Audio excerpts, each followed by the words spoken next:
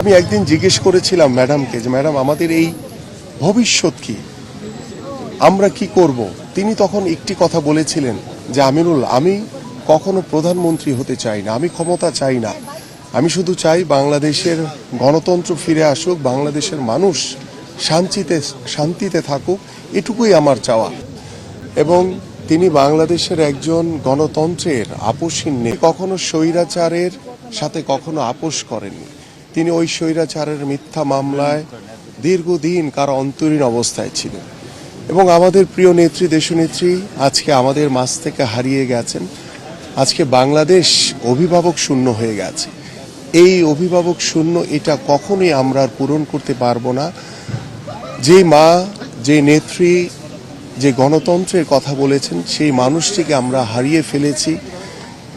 আমাদের এই ক্ষতি এটা কখনোই আমরা পূরণ করতে পারবো না। আমি দিন তার কথা শুনে আমার দু চোখ দিয়ে অঝরে পানি পড়েছিল। ম্যাডাম সেদিন আমাকে সান্ত্বনা দিয়েছিলেন যে আল্লাহর উপর ভরসা রাখো, এই স্বৈরাচারের পতন একদিন বাংলাদেশের মাটিতে অবশ্যই হবে। আমরা সেই প্রিয় নেত্রীকে আমরা হারিয়ে ফেলেছি। আমরা সকলের কাছে, দেশবাসীর কাছে দোয়া চাই যে আমাদের প্রিয় নেত্রীর জন্য আপনারা দোয়া করবেন। তিনি আপনাদের জন্য, দেশের জন্য তিনি যে আন্দোলন সংগ্রাম করে দেশের কল্যাণের জন্য কাজ করেছেন, আল্লাহ পাক যাতে আমাদের সেই প্রিয় নেত্রীকে জান্নাতের উচ্চ মকাম দান করেন। 2014 সালের 5ই মার্চ, যেদিন আমি একজন ফুটবলার হিসেবে আমার সাথে আমার বেশ কয়েকজন সহ খেলোয়াড় তারা আনুষ্ঠানিকভাবে আমরা আমাদের প্রিয় নেত্রী, দেশনেত্রী বেগম খালেদা জিয়ার কাছে আনুষ্ঠানিকভাবে বিএনপির একজন কর্মী হিসেবে যোগদান করেছিলাম।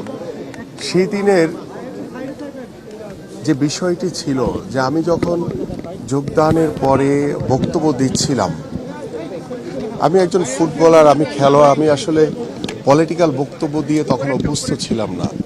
কিন্তু আমি যখন বক্তব্য দিচ্ছিলাম ঠিক তখন আমি একটি জায়গায় এসে আটকে গিয়েছিলাম। আমাদের প্রিয় নেত্রী পাশ থেকে আমাকে ঠিক করে দিলেন। এবং এই যে তার যে দলের নেতা কর্মীদের প্রতি তার যে মাতৃসুলভ যে আচরণ, তার যে ভালোবাসা, তার যে আন্তরিকতা, এটি আসলে বলার অপেক্ষা রাখে না। এবং তিনি বাংলাদেশের একজন গণতন্ত্রের আপোষহীন নেত্রী। এই যে দীর্ঘ এই পথ চলায় যখনই ম্যাডামের সাথে আমি কথা বলেছি, তিনি আরেকটি উল্লেখযোগ্য বিষয় বলেছেন যেটি আমি আপনাদের সাথে আজকে শেয়ার করতে চাই। তিনি খেলোয়াড়দেরকে খুব পছন্দ করতেন। আমি একদিন জিজ্ঞেস করেছিলাম ম্যাডামকে যে ম্যাডাম আমাদের এই ভবিষ্যৎ কি, আমরা কি করব। তিনি তখন একটি কথা বলেছিলেন যে আমিনুল, আমি কখনো প্রধানমন্ত্রী হতে চাই না, আমি ক্ষমতা চাই না, আমি শুধু চাই বাংলাদেশের গণতন্ত্র ফিরে আসুক, বাংলাদেশের মানুষ শান্তিতে থাকুক, এটুকুই আমার চাওয়া। তার যেই স্মৃতিচারণ, সেই স্মৃতিচারণ আমি দু একটি বিষয় বলতে চাই আপনাদের সামনে।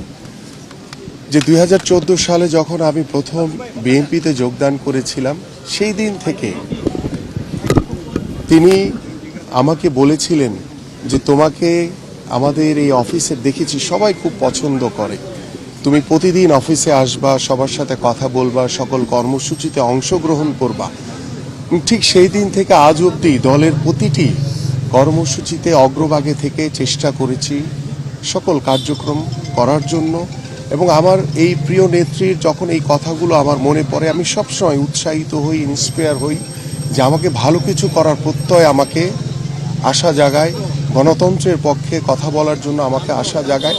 এবং আমি যখন প্রথম অ্যারেস্ট হয়েছিলাম, সেই দিন আমার প্রিয় নেত্রী আমাদের মাননীয় মহাসচিবের কাছে বলেছিলেন যে আমিনুলকেও ওরা অ্যারেস্ট করেছে। যখন দীর্ঘ 1 মাস পরে আমি জেল থেকে বের হয়ে আমাদের প্রিয় নেত্রীর সাথে দেখা করেছিলাম, সেদিন আমাকে বলেছিলেন যে আমিনুল আজকে পরিপূর্ণ রাজনীতিবিদ।